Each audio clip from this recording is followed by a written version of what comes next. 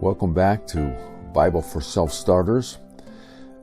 We're going to start Book 2, which is the era of the prophets. And this starts where Moses' life ends, and it's a little bit of change from most Christian Bibles. The order of the books is still the same, starting right after Deuteronomy with Joshua, but Joshua in the Jesus reckoning from Luke 24:44, Joshua is the beginning of the era or the book 2 of the prophets. And so the prophets include Joshua, Judges, Samuel, both books, and both books of the Kings, and then all of the prophets, but except for Daniel. And so Daniel and Ezra, Nehemiah, and all those other books that I left off, Ruth, they will end up in the last section of books in the Old Testament, which is called the writings.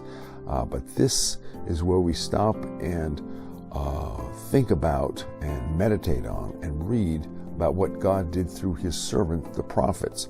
And so this era includes the time from when Israel entered the land with Joshua all the way to the time when they were exiled from the land again into the Babylonian exile. And so it is a time of judges and kings and prophets and living in the land. Okay, here it is. Here's what I promised you. How are you going to do with it? And now in this section called the prophets, there's a little bit of element of literature types, in the sense that there are some prophets listed with the other prophets who prophesied from in the exile and beyond the exile, and they're at the end of the list of the prophets. But we'll talk about that more as the series goes on.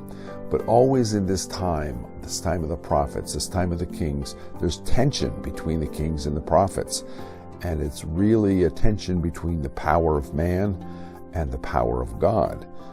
It's very good to be king because you can do whatever you want. But the question is the king the law, or is the law the king? And God says one thing, and kings tend to say otherwise, just the opposite.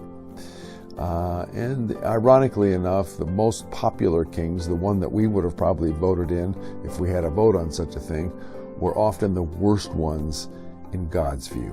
When they had a great economy, they had great public building projects, and they had a great army.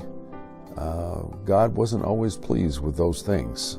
And so the prophets, they're calling these kings into account, and they are exegeting the law of Moses. They are interpreting it for their time and their new situation.